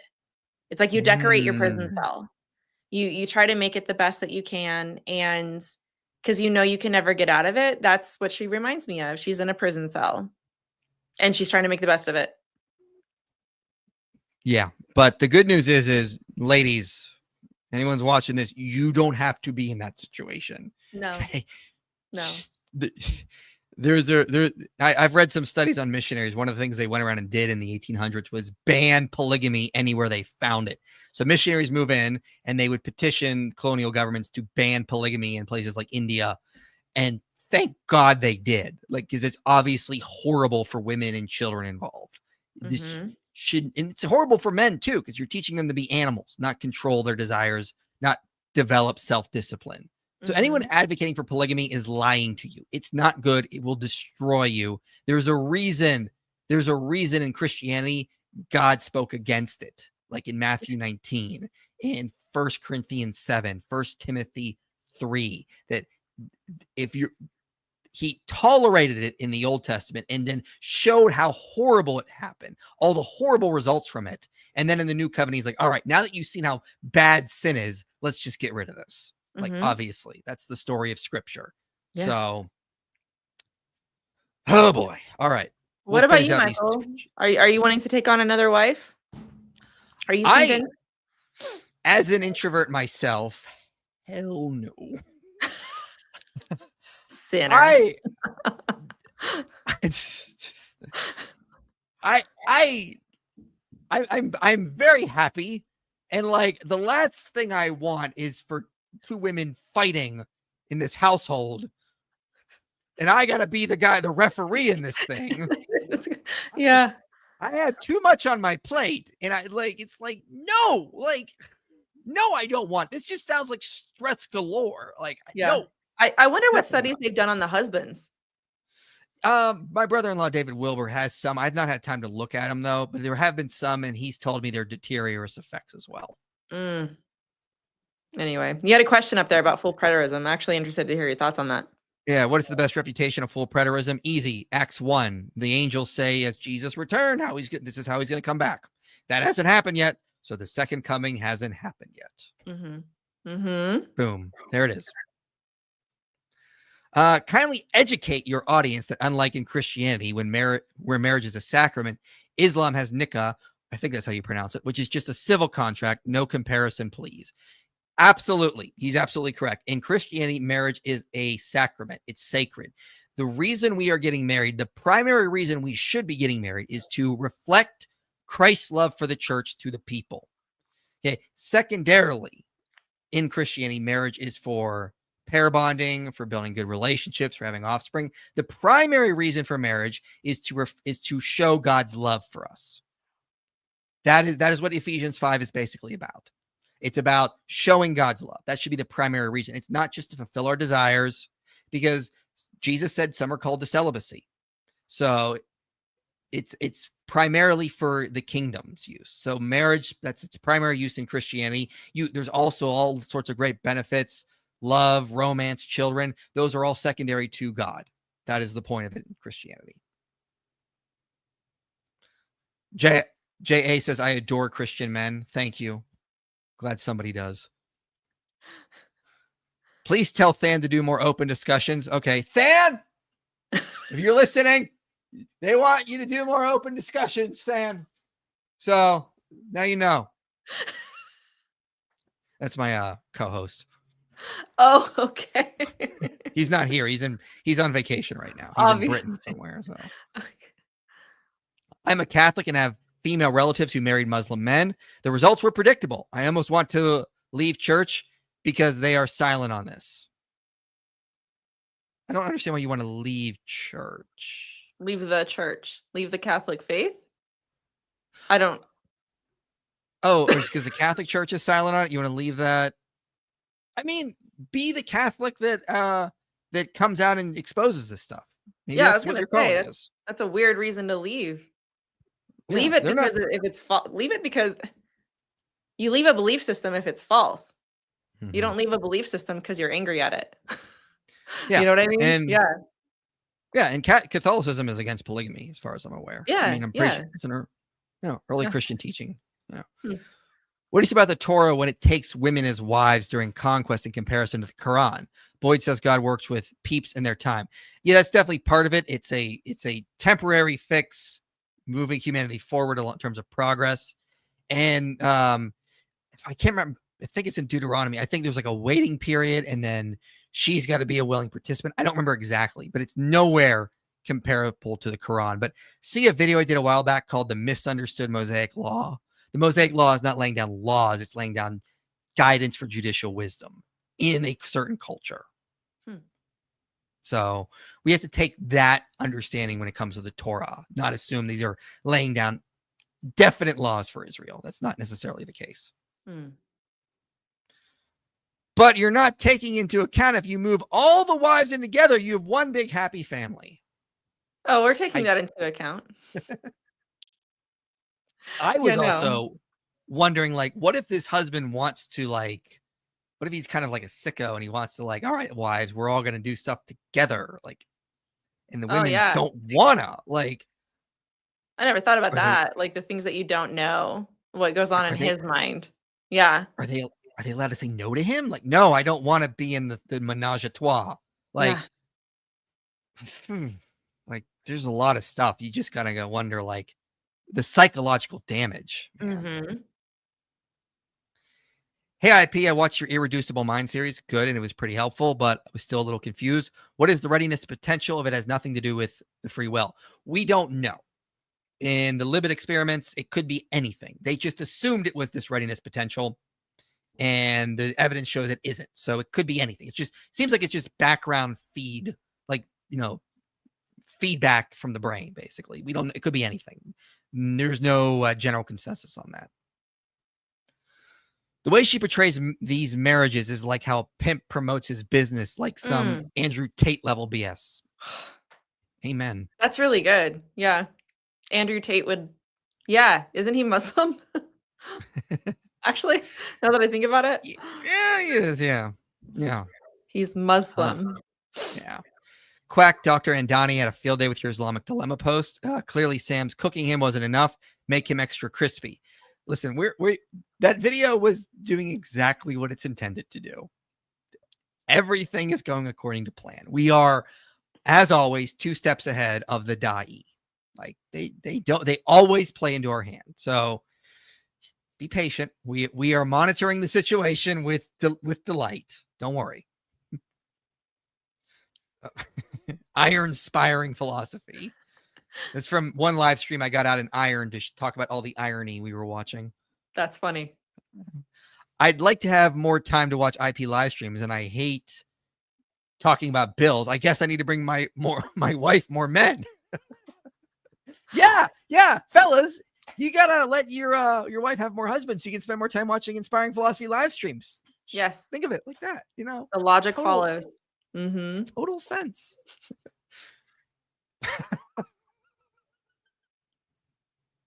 What did I miss, man? I have to say this all the time. See my Genesis 1 to 11 series, because I have to say it all the time. Oh, new t-shirt. I get it. Yeah, because I just get a sign. We've been over this. I've covered it in this series. Chinese empirical. I keep saying empirical. Imperial court culture is a huge historical PSA against polygamy. Women taking out each other and stepchildren over jealousy and petty slights. Interesting. That's an interesting take. Makes sense. There is a fibromyalgia in Muslim Bedouin women study. Oh, I did grab this. Wow, when I saw that super chat come up. So I did. There is a study apparently. I've not read this one. Here's what the results are. The study population was characterized by low level education, high rate of, how do you say it? What is that? Consanguinity? I can't see any of that. You can't see it? Oh, I can't. It's just really small. I got to get my bifocals or something. There we are. Yeah. A high number of children per mother, a high rate of polygamy. There was a high frequency of classical fibromyalgia symptoms such as pain, fatigue, as well as anxiety and depression. The overall impact of fibromyalgia on quality of life was exceedingly high. Interesting. So your women's intuitions was right here. Looks like. Interesting. A high rate of fibromyalgia. Wonder what it is. I don't even know what fibromyalgia is. It's like a muscle thing, I think. Yeah, but it's something that it was like what you said before. It's brought on, like you're going through so much mental stuff that your body reacts Fibromyalgia seems to be part of that, I would say. I would guess. Yeah, let's just get an actual definition here. I got a tab since we are not medical Ask experts. Almighty Google. Google AI. Fibromyalgia is a chronic condition characterized by widespread pain, fatigue, and sleep disturbance. It's often accompanied by other symptoms like cognitive difficulties, headaches, and mood changes. While the exact cause is unknown, research suggests it may involve an altered central nervous system processing pain signals. Interesting. Based on that, it could be related to polygamy, like as an actual effect of it. It's not directly said in that study we briefly looked at, but your intuitions might be right about this. There might be something there. That is interesting, yeah. Man, I'm late to the live I really wanted to make. I got Happy Lies on Audible a month ago, and it was great. So a lot of people like your book. I know what's that? Oh, Happy Lies on Audible. I missed that. I got, thanks. I appreciate that. That's awesome. Thank you, Jonathan Quinn. What do you think about the Cyrus prophecy in Isaiah? Oh, yeah. So Kenneth Kitchen actually argued the prophecy is real. I'm not necessarily convinced. I don't think it matters either way. It could be second Isaiah just being written during the time. That's what a lot of critical scholars are going to take because they don't believe in prophecy. But I mean, there's no independent evidence we can really give that it predates Cyrus. It'd be nice if we could, but I'm not aware of any right now. So it's not a big deal to me, regardless. Because I don't think second Isaiah is trying to be anything like, I don't think second Isaiah is trying to be pre-Cyrus. I don't think it's trying to do that. It takes a lot of hubris to think you're worthy of multiple wives, let alone one. Yeah. Yeah, it's a good perspective. It's a very good perspective. Thoughts on debating a Western atheist polygamist? Lots of new thoughts, beliefs in that community. Yeah, I mean, the research, I could just show the research. Like, it's hard. Wait. Boom. It's new thought beliefs. Lots of new thought. Oh. Is there? Apparently, thoughts on debating a Western atheist polygamist? They have new thought beliefs. Interesting. That would make sense. Yeah, I've seen that happen. They don't really call themselves polygamists because they consider that, like anti-feminist. They call themselves polyamorous. So they just, I wonder why there's new thought belief. I'm actually interested to look into this. Yeah, I don't know. I don't know much about it. That should be interesting though to look into. So, but yeah, ladies and gentlemen, that's where we are. Anyone convinced of polygamy now after this powerful episode of Dawa? Nobody No, wants I to didn't think convert? so. Yeah, okay. I'm shocked. I don't understand. She gave all the powerful arguments from her cognitive dissonance. I don't see why that didn't just blow your mind, but I guess that's where we're at. So we tried. Yeah. Oh my gosh. That's insane though. I've never been happier to be a Christian and married to one man. Yeah. I think he's happy to be married to one woman. I mean, I can't think of one thing that I would want another woman doing in my home. Not one. Yeah, from the man's perspective, it always sort of comes out of that selfish idea. I could get more women. But I mean, like you think about it, like how that practically plays out, you just can't see it going any way other than disaster, jealousy, and strife. And this is when you read about polygamy in the Bible, it always results in all these problems for the children of Israel or the children of Abraham. It's just like, this is not a good thing, guys. You may, fellas, you may be thinking, well, I could have more women and I could make it sanctified because it's now I married them. But then think about how that's actually going to play out. Do you really think it's just going to be your fantasy, or is it going to be a disaster? I think we know. I agree. Nope, we're not convinced. Nope. Her 8-minute video, unconvincing. Good news. So, for anyone, I'm going to put your channel up here. So for anyone, if you guys want to subscribe to Melissa's channel, let me put it up here. She does her own videos over on her channel. And you've grown a lot since I last checked your subscriber count. So that's it's good. Weird. Yeah, it keeps growing. Good. Excellent. People like my talking face for some reason. Good. Well, yeah, I like to see more women in like apologetics for sure. Yeah, So this thanks, is man. great. Absolutely. So, and if anybody wants to donate, we're still raising funds to go full time. The donation link is right below. You can sign up to be a monthly donor.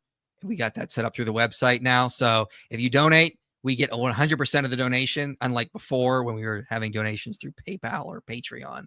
Now you can donate directly to us and we get 100%. So please consider becoming a monthly donor so we can get more supporters. You'll actually be helping us with some cutting edge research we're working on. We don't just make videos. We're working on research behind the scenes on gospel reliability right now that we're working on and funding. So if you guys can help us fund that, you will help us actually be funding some pretty cutting edge studies on gospel reliabilities, hopefully coming out later this year. So consider that. Subscribe to Melissa. Any thoughts, any final thoughts, anything you want to promote while you're here? No, this has been fun. It's been great. It's fun to do a topic like this that's a little off the beaten path. I learned a few things. But no, I just want to thank you for having me on. It's been great. It's been fun. Absolutely. Yeah. I want to get you on again sometime to do more like women in Islam stuff. Man, this I like is getting fun. I like getting your initial reaction since you've not dealt with it a lot, just so we can see. Yes. Yeah. The initial reaction, it's almost like, hey, send me the video. And then I'm like, I'll barely watch it, but I like having like a raw kind of reaction to it because then I don't have anything preconceived and it's just so much more fun that way. Mm-hmm. Yeah, Yeah. totally agree. This guy's back. He said, I saw the argument against the Cyrus prophecy was mainly tone switch, but he did not have a long ministry in other books to have tone switch. Yeah, I don't know. I have to look more into it, but I appreciate it. I'll keep an eye out for that stuff. So, all right. So, by the way, guys, I have a video coming out tomorrow on did Jesus die on the cross or did he possibly survive?